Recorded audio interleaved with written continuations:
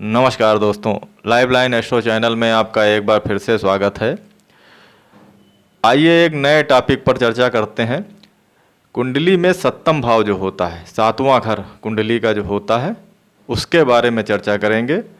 इसका क्या महत्व होता है, सप्तम भाव का विचार करेंगे। फल दीपिका के स्त्री भावाध्याय में इसके बारे में विस्तृत से जानकारी दी हुई है। तो आइए जानते हैं कि सप्तम भाव जो होता है कुंडली का, वो किन किन बातों पे इसका फोकस रहता है, सप्तम भाव में क्या विशेषताएं होती हैं, इसका क्या महत्व होता है, इसके बारे में जानकारी करेंगे। तो आइए जानते हैं कुंडली के सप्तम भाव के बारे में।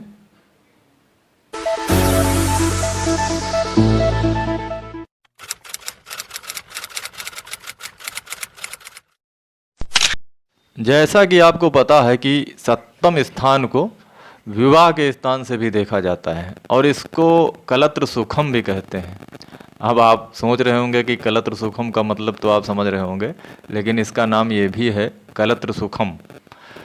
तो आइए जानते हैं मूल नियम इसका क्या है। मूल नियम है कि जिस भाव पर भावेश या शुभ ग्रह की दृष्टि होती है या भावेश या शुभ ग्रह जिस भाव में हो उस भाव की सिद्धि होती है। अतः सप्तम भाव पर शुभ दृग योग या स्वामी योग हुआ तो सप्तम भाव पुष्ट होकर स्त्री सुख या विवाह सुख देगा। लेकिन ध्यान देने वाली इसमें ये बात है कि विवाह होना ही काफ़ी नहीं है। स्त्री सुख के लिए कभी कभी विवाह होकर भी स्त्री सुख प्राप्त नहीं होता। ऐसे जानते होंगे आप, बहुत से ऐसे उदाहरण हैं कि 10 साल हो गए हैं और पति पत्नी अलग अलग कमरे में सोते हैं, आपस में बात नहीं करते हैं। और कुछ ऐसे उदाहरण जिसमें विवाह के बिना ही स्त्री सुख प्राप्त होता है। फल दीपिका के स्त्री भावाध्याय में इसका वर्णन है। इस अध्याय में स्त्री सुख को विशेषतया रेखांकित किया गया है। सप्तम भाव का विचार आप जो है लग्न और चंद्र दोनों कुंडलियों से करें। इसमें जो बलवान स्थित में हो, बलवान स्थित में जो भी कुंडली हो उससे सप्तम भाव का विचार करें। वैसे आपको पता होगा कि सप्तम भाव का विचार नवमांस कुंडली जो होती है, आपकी नवमांस कुंडली से किया जाता है। ये बहुत ज़रूरी होता है नवमांस कुंडली को दिखाना विवाह के लिए।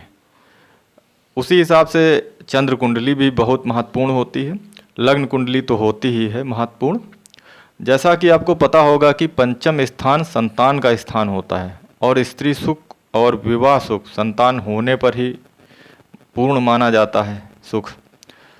अब यदि पंचम भाव भी अच्छा होता है, स्वामी युक्त होता है या शुभ भावों की दृष्टि होती है तो संतान की प्राप्ति स्पष्ट हो जाती है। संतान स्त्री के बिना हो नहीं सकती, ये तो आपको पता होगा। इसलिए पंचम भाव को भी स्त्री सुख के प्रसंग में अवश्य देखना चाहिए। पंचम भाव का बहुत महत्व होता है कुंडली में। पंचम भाव जो होता है इसका बहुत महत्वपूर्ण रोल होता है। इसके अलावा आप जानते होंगे कि शुक्र जो होता है, शुक्र ग्रह दाम्पत्य जीवन के लिए बहुत मेन होता है, प्रेम स्त्री सुख का कारक है, जबकि गुरु केवल विवाह के कारक माने गए हैं।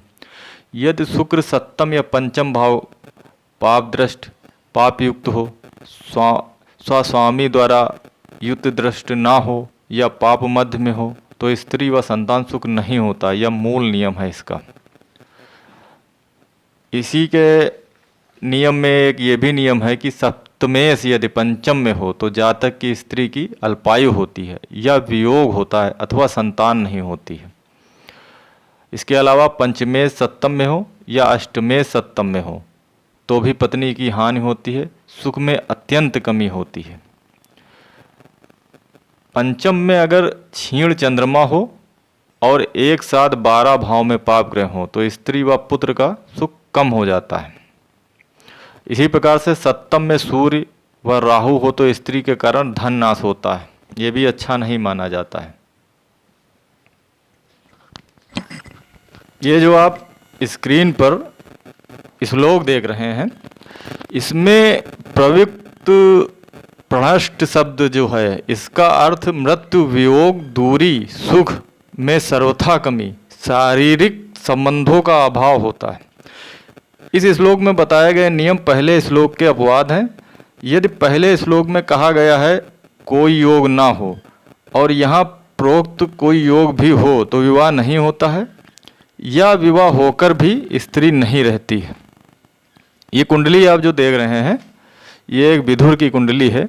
इस कुंडली में सप्तम भाव का स्वामी शुक्र है, जो पाप युक्त है, 10वें घर में है, 2 पाप ग्रहों की कर्तरी में है तथा अष्टम में पाप ग्रह भी है। इसलिए ये कुंडली जिस व्यक्ति की है, उनका विवाह होने पर भी विधुरता और पुनः विवाह हुआ है। चंद्रमा से सप्तमेश मंगल चंद्र कुंडली जो होती है, चंद्र कुंडली में नवम में है। त्रिकोण में अकेला राहु बैठा है, जो संतान कारक है। संतान योग होने पर, विवाह नाश होने पर भी संतान प्राप्त को देखकर विवाह सुनिश्चित हो जाता है। अतः इस नतीजे पर पहुंचना चाहिए। मतलब इसका मतलब ये है कि इतना होने पर भी इनका विवाह हो जाता है। ये जो कुंडली आप देख रहे हैं, इस कुंडली वाले व्यक्ति के 2 विवाह हुए हैं। ये पहली पत्नी की मृत्यु हो गई थी, उसके बाद इनका विवाह हुआ है। सप्तम भावेश व शुक्र पाप मध्य में है। शुक्र से 12वें पाप ग्रह है। शुक्र पर शनि की दृष्टि है। चंद्र से सप्तम में पाप ग्रह है। चंद्र सप्तम पर पाप दृष्टि के साथ स्वामी की दृष्टि भी है।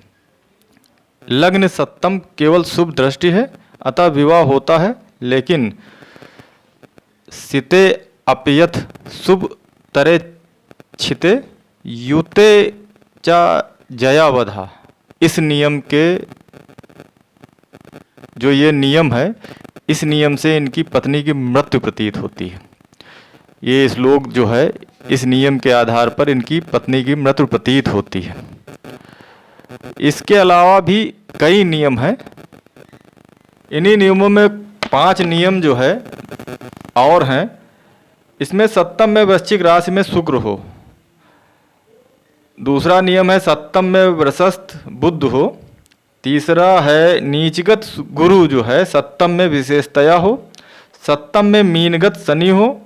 सप्तम में मंगल हो। इन 5 योगों में स्त्री की अल्पायु होती है।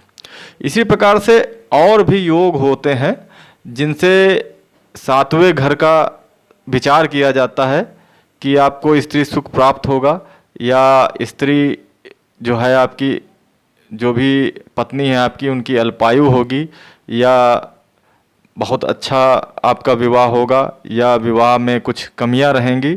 इन बातों पर फिर से एक बार इसी टॉपिक पर फिर से वीडियो बनाएंगे, आपसे चर्चा करेंगे, क्योंकि ये बहुत लंबा टॉपिक है। तो मित्रों, आज यहीं तक काफ़ी लंबा वीडियो हो गया है। फिर मिलेंगे अगले वीडियो में। तब तक के लिए नमस्कार, धन्यवाद मित्रों।